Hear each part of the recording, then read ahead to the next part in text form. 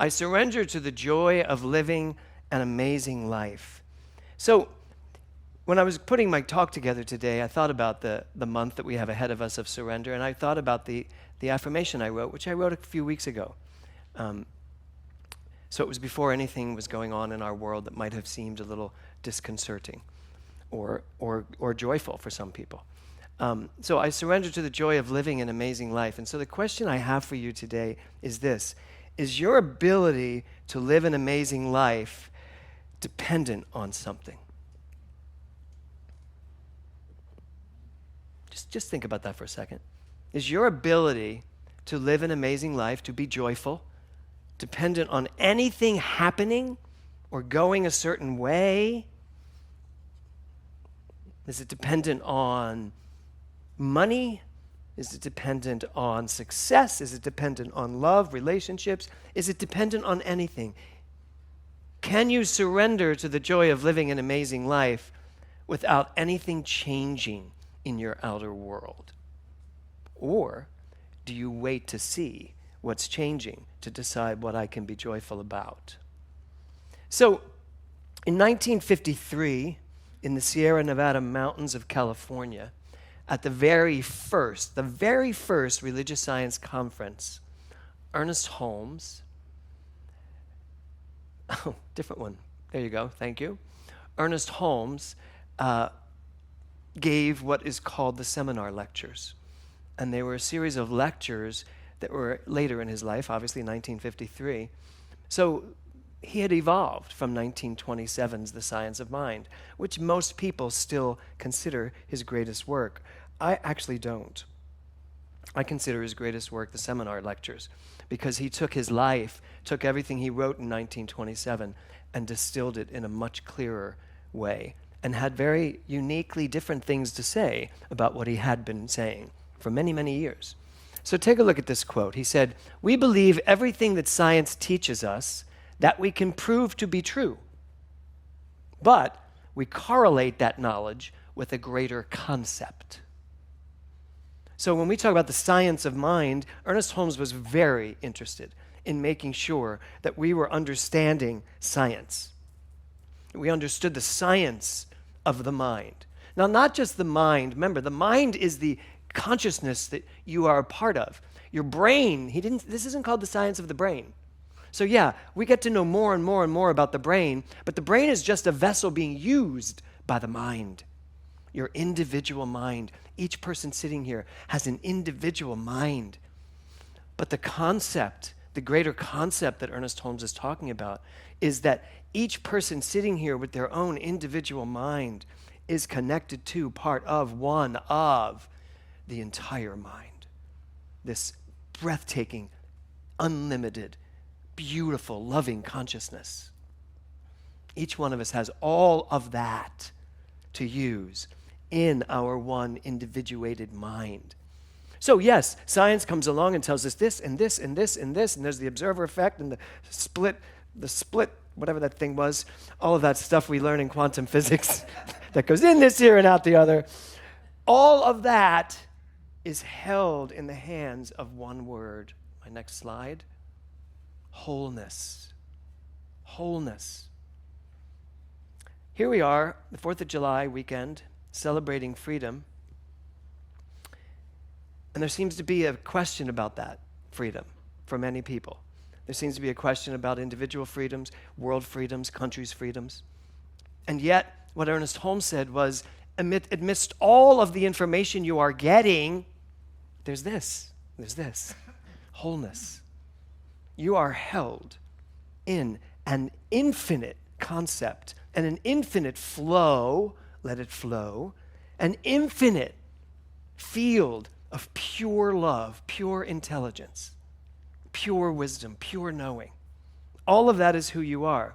So we can talk ourselves till we're blue in the face and talk about all of our uniquely different perspectives on things, and we can inhabit the world of form and all the things going on and take sides and create divisions, all of this, and it doesn't change this at all. The only thing that changes in this idea of wholeness is whether or not you're willing to live there or here. I get very emotional when I say this because I've lived there, and it's a neighborhood I really choose not to live in anymore. I would much rather live here. The real estate's much better. It is so much fuller, freer, more loving to live here and to still notice my neighbors, the relatives. Still notice my relatives, but I don't have to live with them. That's what I'm asking you to look at on this 4th of July. So the answer to the question, is your ability to live an amazing life dependent on something? And I think that is the next slide, isn't it? No, go back. Sorry. Is your ability to live an amazing life dependent on something? The answer is yes, it is. It actually is. But it's not dependent on anything out here. But do you have the capacity to live an amazing life? To live in the joy of an amazing life? Yes, you do. It means you live there. It means this. Remember who you are. That's what it's dependent upon. Because if you remember yourself to be something other than the truth, other than this infinite field of pure possibility, then you are relegated to have joy, sadness, happiness, success, failure, stress, fighting, arguing, division, all the things that this world has in store for all of us is all available to you to be a part of when you don't remember who you are. But when you move to this neighborhood and you are living in wholeness and you remember who you are at all times, it doesn't mean this goes away. It means you understand it. You are able to live through it. And it does not stop you. It does not block you. How many people here have had any challenging thing in their life that really seemed insurmountable, ever in their whole life? Most of us have had something show up, an addiction, someone passes away, or losing a job, losing health, losing major health capacities. So many things that can go on. Does that mean that has changed who we are? No. It means the relative world has changed in some way, shape, or form. And people say, my faith got me through it. And I think what they mean is that something outside of themselves got them through it. My belief that God will get me through it. Well, I can still translate that correctly. My belief that God will get me through it. It's just that I know when I say God will get me through it, it means that there is that in me that knows the truth, that will move through it, rise above it, understand it. So our job on this day, on the 4th of July weekend, is to start really getting a sense of what do we mean when we talk about freedom? What does it mean to talk about freedom? What does it mean to be free? I don't believe we can be free at all unless we live in wholeness, unless we understand the truth of what Ernest Holmes said, the truth that holds everything together of who I am. So last week was not a fun week to be a minister. To get up on last Sunday, I was in Palm Desert last Sunday, to get up on Sunday after the Roe v. Wade decision came in. That was on Friday, and I got phone calls from some of my ministers saying, oh my God, now how do we deal with this? How do we approach this? And frankly, the first thing we needed to do to understand is that it's a decision that was made, and there are people that are very happy with the decision, and there are people that are not happy with the decision. And to take one side over the other means that we don't understand it spiritually and understand it from the perspective of wholeness. Now, the irony is that I had just come back from New York. We had just gone to New York. We saw 4 Broadway shows in 4 days. It was like phenomenal. We finished on Thursday. We got up on Friday, and Roe v. Wade was turned. And I was like, well, that starts a whole new chapter for this weekend.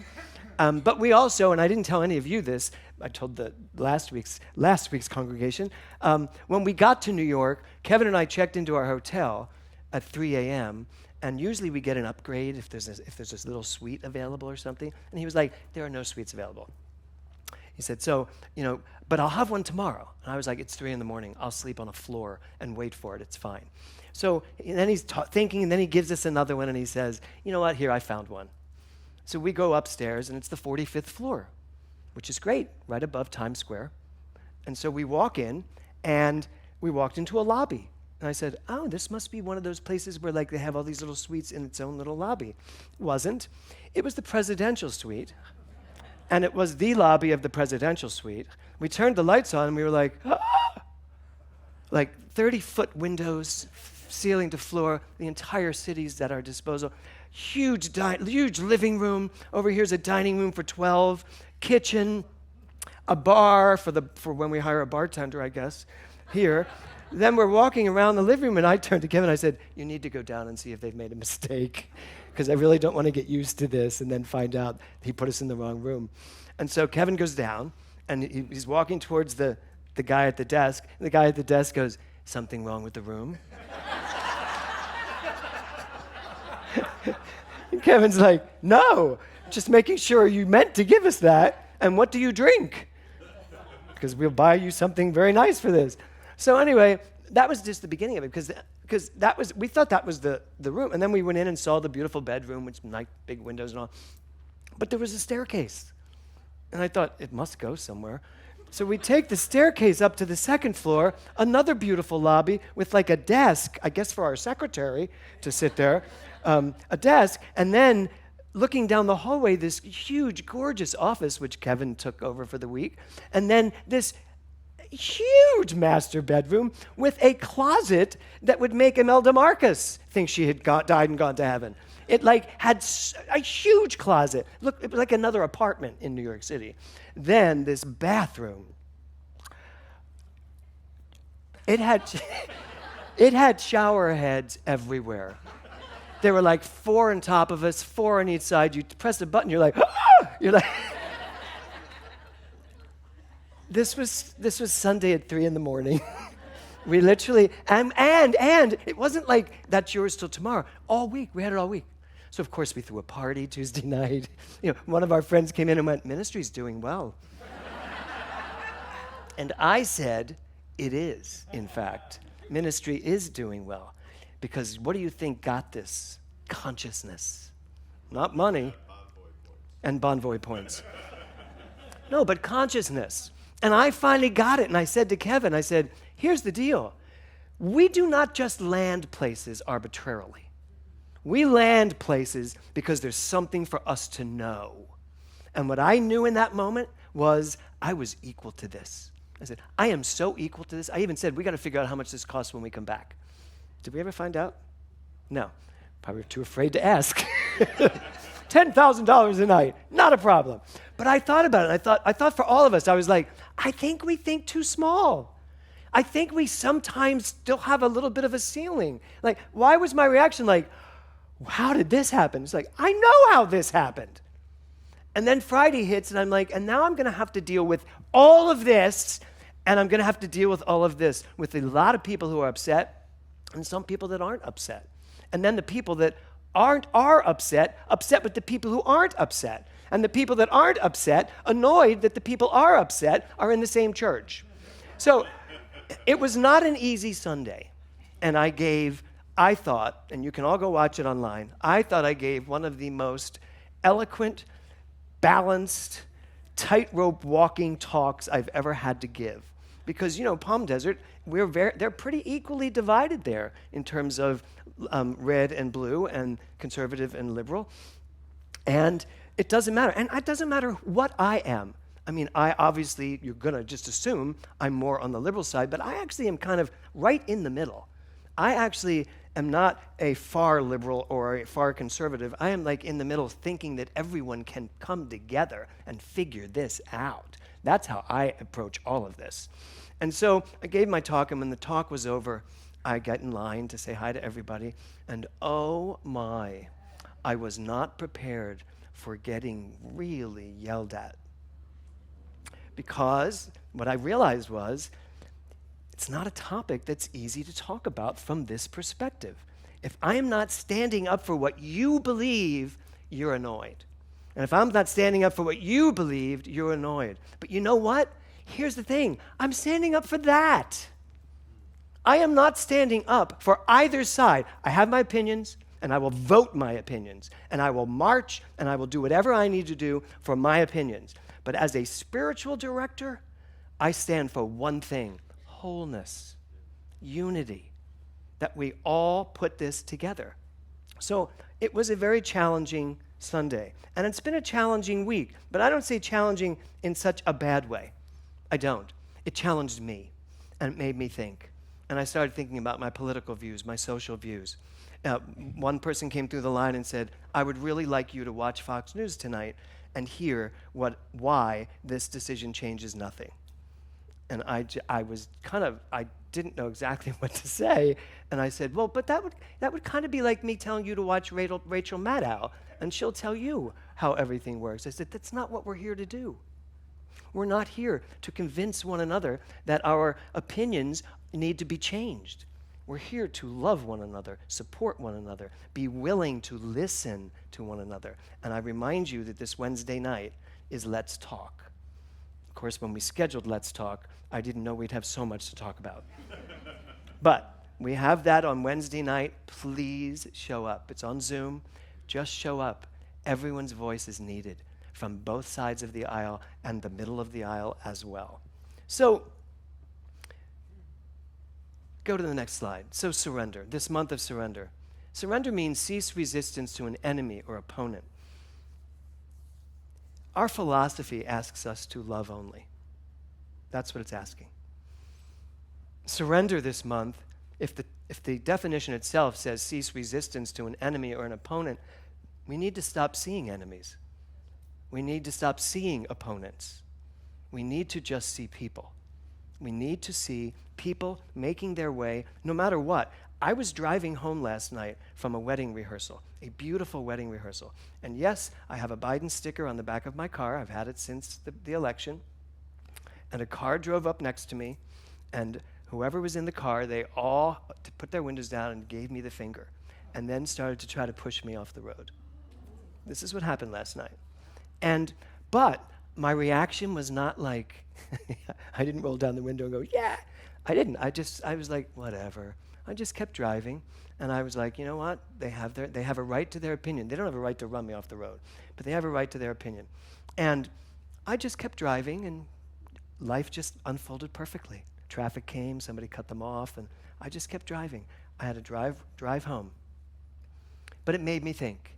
It really made me think about what I was going to talk about when I got up here today. Because there are people, even in this congregation, that believe that I should get up here and speak my political thoughts, that I should be standing up for a woman's right to choose, or I should be standing up for gay marriage. I never stood up for gay marriage, even when gay marriage was on the ballot. I spoke for truth and for that it would unfold perfectly. And I believe it has, and I believe it always will. All things. Well, that's not my job. My job's not to come up here and talk about politics or to talk about my opinions. But my job really is to talk about love. And my job really is to talk about getting rid of the opponents, getting rid of the enemies.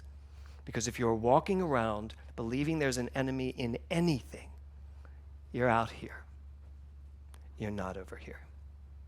Because if you were over here, you wouldn't see enemies. You would just see people with maybe differences of opinions than yours. And you may even feel like something's going on, taking something from you. But that's also because you believe something can be taken away. I don't. In this concept of wholeness, nothing can be ever taken away from you. Does that mean we don't get to speak our voice? No, it does not. We do speak our voice. And I think it's a very important country that we live in. You need to do what you feel is right to do. But while you're doing it, we must stay centered in wholeness. Life will change dramatically. What you do and how you do it sends ripples into the world. We are a vibratory existence. So what you vibrate from, if you vibrate from anger, you vibrate from enemy mentality, you vibrate from separation, if you vibrate from that, that's what you are adding to the world. But if you are willing to stay in wholeness and peace and love, still making the choices you make, still standing up for what you stand up for. When Ernest Holmes says, show me a man who is for something and against nothing, and I will show you the next Jesus, the next Buddha, the next Muhammad. I want to be that. And I would like to know that you all want to be that. Standing for something, for love. And so, yes, if you're on this side of the equation and you believe in a woman's right to choose, then you stand up for that from wholeness, not from anger. And if you believe in the right to life and you believe on this side of the equation, then you stand for that, not from anger or hatred for something else. That's what we're being asked to do. Not take sides, but to pick the side that you want to be on in terms of, do you want to live in the wholeness of life or do you want to live in the resistance of life? So the title of my talk today is Give It Up. Give it up. It is time. And I love that picture. Laurie Savage sent me. That's such a beautiful picture. That is me. I want to be right there on that mountain with nothing else around me but God. Just space and energy and love.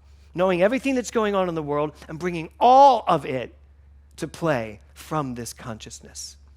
Because when I say give it up, I mean give it over to this unlimited potential that this universe has to always self-correct, to always unfold perfectly. Yes, something may happen today that you don't like. Wait a day. It's going to change. And you know what? All of us here, we are a blip in this quantum field of time. Our children, our children's children, our children's children's children, the world they're going to inhabit is going to be much different than our world, and I believe they are on the verge of taking us to a much better place, because I think we are always moving to a much greater place. So this next quote by Mahatma Gandhi, freedom is not worth having if it does not include the freedom to make mistakes. How many people here have ever made a mistake in their life? Now let me ask you this. How many of you have trouble when you make mistakes? How many people I know. How many people don't like making mistakes and don't like, how many people have a hard time admitting they've made a mistake? I just saw, right? Mistakes, it's not a mistake. Ernest Holmes says there are no mistakes. There are none being made. There never will be any mistakes. Mistakes are nothing more than life unfolding perfectly. And how many mistakes do we have to make in order to find what's real in something? That's just the process. So, I love that quote. And the final quote is this, by William Faulkner. We must be free not because we claim freedom, but because we practice it. You can go out and scream and rant and rave and fight all you want for the freedoms that you believe are yours to have. But somehow I think when that happens, we have lost sight of the true freedom we have, which is the freedom of mind, the freedom to think, the freedom to know, the freedom to live in this place called wholeness. As Ernest Holmes says, no matter what's going on in the world, there is always going to be something going on. A truth, a vibrant truth that will hold you in place, concretize you, put you in that place of knowing. So if we are willing to practice this thing that we come here on Sundays to celebrate, if we are willing to practice wholeness, if we are willing to practice remembering who we are, taking that breath before we say what we're about to say, remembering who we are, and then coming from this one absolute truth that will never change, I believe we will transform the world. Because the minute Genevieve does it, that ripple moves out, and then her mother does it in Connecticut. And then all the people around find and feel that vibration. We are the people. We are the ones. It is time for us to be that one person who is for something and against nothing. Then we can let freedom ring. Namaste.